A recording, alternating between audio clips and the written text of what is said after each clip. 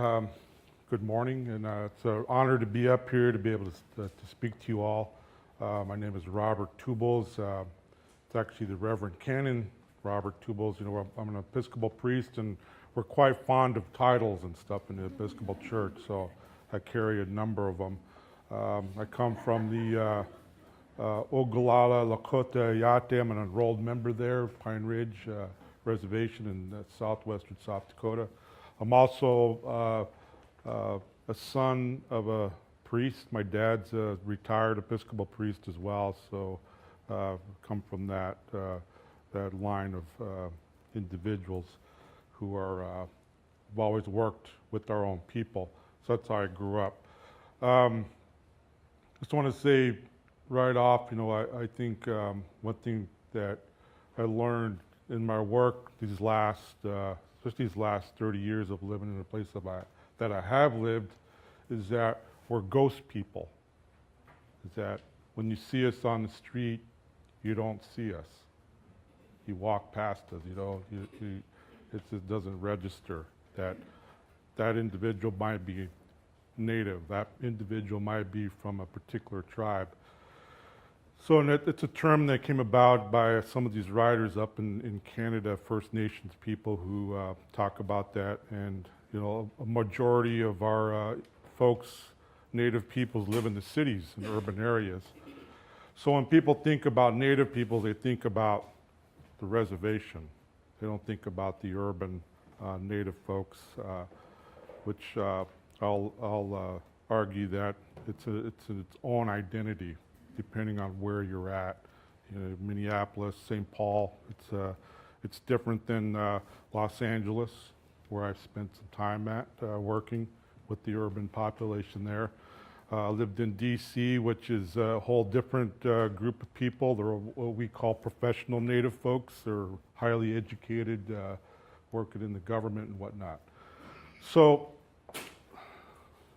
doing this food ministry, you know, we started First Nations Kitchen exactly 10 years ago, but we spent the first 2 years raising the funds, getting people on board and whatnot, and meeting and putting together a group of individuals who then we started batting around ideas. My first idea was that it would just be a regular soup kitchen, because that's what I did a lot of work in, places I've been, you know, whether it was in LA or New York City or DC. You know, just getting people through to feed as many people as you possibly can in this short period of time.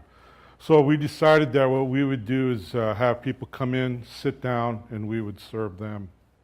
And we have various faith communities that come in, and we tell them that, you know, when you serve food, and if you have nothing to do, sit down and break bread with these individuals and start listening to their stories, and you tell them your stories, and then there's a connection made. Community is made. And that's all about respecting the dignity of every human being. You know, and when I talk to our guests, that's what we call them. We refer to them as our guests. When I talk to them, you know, some of these individuals say, this is the best meal I have all week, because what we do is we serve indigenous organic food. That means we don't serve cow, pig, or chicken. It's all indigenous, meaning it's buffalo. We get walleye from the Red Lake Nation. We get wild rice from the White Earth, Leech Lake folks up in northern Minnesota. We're starting to work now with some of the tribes that raise buffalo to start using from them. What they raise. We've been serving a lot of turkey lately, which is, you know, the stuff that's good, and it's not pumped with all that stuff. So it's all good, healthy meals that we try to serve. And of course, organic, you know, we procure that from the local co-op food partners who supplies the grocers around the Twin Cities. And we give it all away. Whatever's left over, we give it all away to the folks that show up. So we try to do this every Sunday, and we've been doing it for the last 10 years. We just celebrated our 10th anniversary last 2 weeks ago. And so, you know, we continue to do this ministry. And I think what's really interesting for me is that we've been working with some of the local folks and trying to help them out economically. So we have this woman who makes pies in our kitchen, and she's trying to start her own business doing that, and so she makes really great pies, and then she's selling them for like $25 a pie, and she gets all these orders, and so her next step is hopefully she'll find her own space to really start her business. And we charge her only what she can afford. And I tell her, I say, well, if you could afford this much, that's great. If not, it's fine. We're not here to make money. We're a church. We're a building. Let's utilize this space. Back in 2000, this building was renovated top to bottom, and it was hoped that they would start this meal program, but it never got off the ground. And primarily it's because of money and help, volunteer help. So when I interviewed for that position, that's what really grabbed me right away, is that they already have the kitchen. It was already commercial grade, and now it's the major hurdle right there. It gets by all the local laws and whatnot. And so when we started this, it was the next step is to use this kitchen every day rather than just on a Sunday. So that's where we're at now. We just hired a young Ojibwe woman who's going to do more with connecting more with the local Native organizations as well as the other reservations in Minnesota, and then we'll start making more connections with the tribes that are, either have their own garden projects or raising buffalo or canning salmon or whatever. So that's what we're trying to do at this point. When I studied history, I think about this whole idea of ghost people. And I think about, have your ghosts scared away our ghosts? When I think about, because when you hear the things being shared and heard and things I've been reading, my wife's from Scott-Irish descent. She's from Georgia, and her mother's from the Appalachia region. And they have all these books that they've inherited. So one time I was looking through, and it's the history of Rabun County, Georgia. I'm looking at the first chapter, and in it says, well, there used to be these Indians living here, but they're no longer here. But there's all this land that's the forest's already cleared, and there's fields already to be growing crops and harvest and all this. It's all there. But it doesn't say, well, who cleared those forests? Who planted those gardens? Who did that? It's probably the creek. And you hear those kind of stories. And then when you get to Minnesota, it's about the Dawes Act of 1887, where land is opened up. It's basically free land. We just got to go and work it, and it could be yours free. And when I tell people, I said, that's one way to look at that is that's one of America's first affirmative action programs, in law, where you could farm this land and it gets you a step up on an economic level. And when you start talking to people, they talk about their great-grandfathers and grandmothers who worked this land, and then they moved to the towns.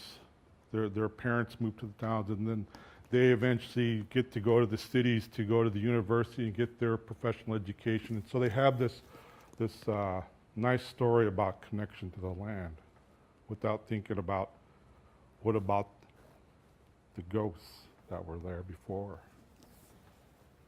Thank you.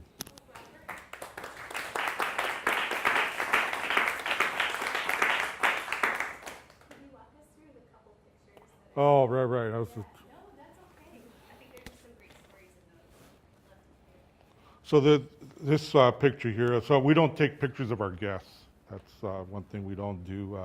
We would try to respect them, and they just come to break bread and eat and enjoy a good meal and take home food that'll carry them through part of the week. So this individual here, he comes in, he's studying to be a lawyer. He's from the Oneida tribe up in Wisconsin, and he's been coming in now for the last 2 years. He'll finish law school soon. So he talks about when he was growing up and working in the kitchens where on his reservation, serving meals in the morning. And this is artwork that was done by by an LA artist who came in and he laid it all out for us. And so, we had people come in and paint, fill in the spaces and really make it nice. And it's really for the community. So when people come by, they can really check it out and, talk about the kitchen and our gardens and, our relationships with the other organizations we have in the community. So we're really trying to make those inroads with these businesses. There's one in particular, it's called Gandhi Mahal Restaurant, and we've teamed up with them on a garden project a few years ago, and they do a lot of outreach in the local community as well. And this picture is just one of our young parishioners, and he comes in, and we have little kids help out sometimes. They'll help serve and interact with our guests. So it's pretty cool. And then this last picture is some of our volunteers that come through. We have various cooks and chefs who come in and will cook a meal on a Sunday. In this particular community, the Hmong community, we have an Episcopal church that is all Hmong. And they'll come in 4 times a year. They'll bring their cooks. They'll prepare their meals. But the learning curve for them was that they had to cook with buffalo or turkey. So that was like a shift for them to learn a little bit more about local foods and whatnot. And the thing with the traditional foods nowadays is that a lot of our folks can't afford it. Traditional food, it's expensive. And so a lot of times that becomes ceremonial food. It's used during ceremonies now, whereas our ancestors ate it every day. And that's what we're trying to get back to, because our traditional diet was healthy, it was good for us, whereas reservation era foods, which was what we call commodities, it's all the stuff that's bad. And that's why we have diabetes, obesity, heart conditions, all this, bad stuff connected with food. So to get back to our traditional diet, that would be the huge, big step for us. So thank you.